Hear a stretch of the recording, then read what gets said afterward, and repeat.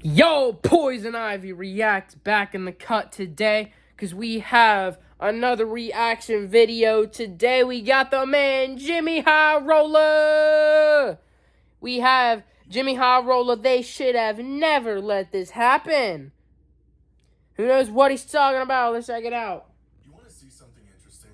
Here's a chart of every single teammate Giannis Antetokounmpo has played with in the NBA. That's every player in every season for the past 10 years. And they're all plotted based on how good they were in terms of box plus minus and win shares. Now, over the years, Giannis has played with a lot of guys. OJ Mayo, Jabari Parker, he played with Jason Terry for 2 seasons, kind of a weird overlap.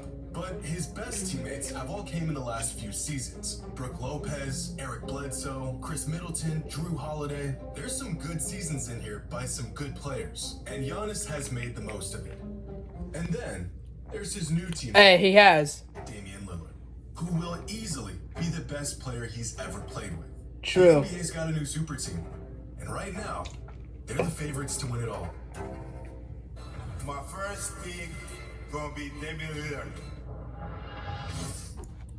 Ooh, I think you had him right there. Hey, bro. I think that might be a reason why Dame joined Milwaukee, bro. Today's video is sponsored by SeatGeek. Skip this. Okay, let's get it. As a Blazers fan, I've seen some dark days. Days I wouldn't wish on my worst enemy. I saw my team rally their way to the conference finals for the first time in 2 decades, just to get swept and never return. I've had to watch the player that we passed up on turn into an all-time great, while the guy we picked couldn't even stay on the court. I watched Brandon Roy blossom into a star, and then retire literally 50 games later due to injuries. This is enough to make a man go insane. And then, the chosen one, our loyal king, the one glimmer of hope in a bleak and desolate franchise, just packs up and leaves to the Bucks, and we get stuck with DeAndre Ayton, a guy we aren't even gonna keep, a rookie, and a 7th grader. And I'm not even sure A where the 7th grader's Blazers fucking crazy. We're stuck in one of the weirdest, most drawn-out stalemates for the last 3 months. And out of nowhere, the Bucks came and picked him up for actually a reasonable price. And as sad as I am to see, Bro, a 7th grader is insane as hell, man.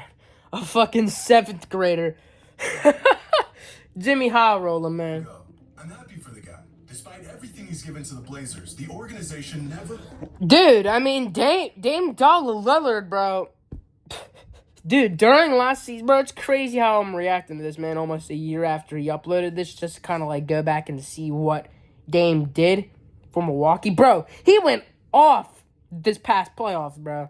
Just reacting to this present is insane. White put him in a position to win. The man has been in the league...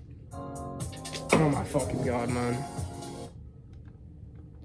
For 11 seasons and has played with only 1 All-Star. And even that was nearly a decade ago. In fact, throughout his career, Dame has made 7 All-NBA teams, a feat only 46 players throughout the history of the NBA have accomplished. And out of these players, only 13 of them never won a championship in the NBA. Hey, but bro, I think that shows how good some of those NBA stars really are, man, okay? Bro, I think that shows. I think that shows right there. Like, that alone shows it. Right there. Literally, that alone shows everything right there. And these 13 They are players, whether what we're active or talking retired, about. are all regarded in the same dismissive fashion. All-time greats who never won a ring. Only 4 of them are active today. Chris Paul, James Harden, Russell Westbrook, and Damian Lillard. And all 4 of them have reached the same point in their careers. Don't be the guy who had a stellar career with all the awards and achievements, but no championship to show for it. And so after 3 months of uncertainty, I think this is about the best case scenario not only for Lillard, but for Giannis and the Bucks. In fact, this trade was actually foreshadowed last season. During the 2023 All-Star Draft selection over every other All-Star reserve, Giannis picked Damian Lillard with his first pick.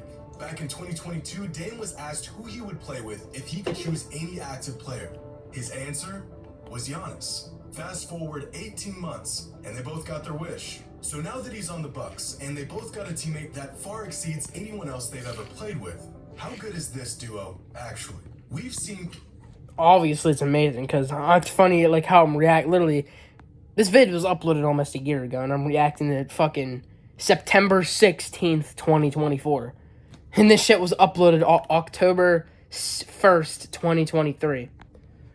So just seeing this is funny as hell, man. But, hey, man, just, react to this presently, man, and seeing how Dame did this past season, seeing how High Roller thought before everything happened, man. Man, bro, I did this shit on purpose, man. Do not think, yo, man, I did that shit on purpose, man. Reacting to this a year later, bro, man, I knew it, because I knew Dame was gonna pop off with Giannis, man. We all did. Superstars get hyped up with grand expectations just to fall short and achieve essentially nothing together. But if history has shown us anything, this duo is bound to do something great. In terms of box plus minus, there have only been 6 duos in the history of the NBA that were as good individually as Giannis and Dame are. And out of those 6 duos, 4 of them went on to win the NBA championship that season. The only duos that didn't were Harden and CP3 in 2018, who lost to the eventual champs in the conference finals, and Durant and Westbrook, who were 1 game away from making the finals. History has shown us that when 2 players of this caliber pair up, it usually results in a championship, or at worst, a game or 2 away from the finals. We are looking at potentially one of the best duos of the last few decades. Last season, Dame averaged 32 points, 7 assists, and 4 rebounds a game. Now, those aren't just historically great numbers. That's a stat line that only Michael Jordan, James Harden, and... Damn, bro. Oh, man, bro. Dame and Giannis popped off. Dude, it's as simple as that, man. It's simple as that. Luka Doncic have ever achieved in the history of the NBA. Even crazier, Dame did all of this on record high efficiency. And last season, Giannis put up 31 points, 11 rebounds, and 5 assists per game. A stat line that hasn't been achieved since Wilt Chamberlain did it nearly 60 years ago. We all know just how dominant Giannis is, but I think spending the last decade in the shadow of arguably the greatest point guard ever has made Dame one of the most underrated stars in the league. Both of them are coming off of historically great seasons. We haven't seen a pair like this since KD joined Steph and the Warriors back in 2017. In fact, the last time in modern... I know, literally the best duo since KD and Steph, bro. And for all those people who said KD needed Steph, like Steph needed KD to win a championship, get the fuck out of here. Y'all are eating their words now, so shut the fuck up, because y'all bitch asses are eating y'all fucking words. Like Steph Curry did not need KD to win a title. They won it, but dually by themselves on top of Clay, Draymond, and even Andre Iguodala, bro. So get the fuck out of here. Andre Iguodala, even arguably the oldest player in the NBA at the time. So get the fuck out of here with that shit, bro. History. 2 volume scores of this caliber paired up was never. Over the last 50 years, there hasn't been a single duo that averaged at least 30 points per game and then played together in the following season. Not Kevin Durant and James Harden, not Curry and Durant, not LeBron and Wade, not even Kobe and Shaq. But it's not just how dominant Giannis and Dame are, it's the fact that their games perfectly complement one another. Individually, defenses are forced to scheme against Dame and Giannis in polar opposite ways. But together, there's not a team in the league who has the defensive personnel to cover the deep ball, and the pick and roll, and the low post. Just think. Every single attempt at creating a superstar tandem in recent years involves 2 players that usually have similar strengths and weaknesses. As good as Kyrie and Durant were, their games didn't complement one another. Kawhi and PG are great individually, but as a whole, their skill sets are far too similar to create a real dynamic offense. Most of the time, just taking turns on who's going to get the next possession. Even LeBron and AD are 2 oversized forwards who tend to play away from the basket and dominate possessions 1 turn at a time. For the exact opposite reason, this is why I think the duo of Jamal Murray and Nikola Jokic works so well. 2 completely different but compatible playstyles. Aside from Murray, who isn't quite a superstar, and Jokic, the last time we saw a duo that was made up of 2 megastars with complementary skills and positions was 2 decades ago with Shaq and Kobe. Damian Lillard's demand to be traded wasn't some breach of loyalty. It was an attempt to regain control of I know, bro. Everyone's saying that shit, dude. Like, it's insane. Everyone's saying that shit, and it's facts as hell. Like, everyone is saying that shit, bro. Like, come on now. And put yourself in a position to win? Well, the answer lies with the players who did put themselves first. In the mid-2000s, Kevin Garnett's incredible talents were being flushed down the drain in Minnesota, and so he said enough is enough and went to Boston, a move that changed the course of his career and legacy. If Kevin Durant never left OKC, we may not know him as a two-time champion and finals MVP, but rather another generational talent who could never quite get it done.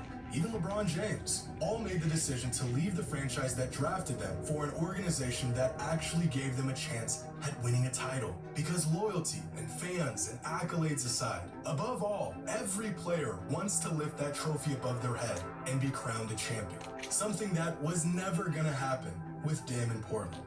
So what do y'all think? Is this duo truly the favorites to win this year's title? Or are we getting ahead of ourselves like we've done countless times before in the past? No one's getting ahead of yourselves fucking a year later on September 16th, 2024 at fucking 10:07 a.m. No one's getting ahead of yourselves for that shit. Fuck no. Real match made for winning, or is this team going to be just another failed attempt at combining talents in hopes that it yields something great? Let me know your thoughts in the comments below. And as always, until next time. No. But hey, reacting to this shit a year later, bro. 10:08 a.m. on September 16th, 2024. Some pretty crazy shit.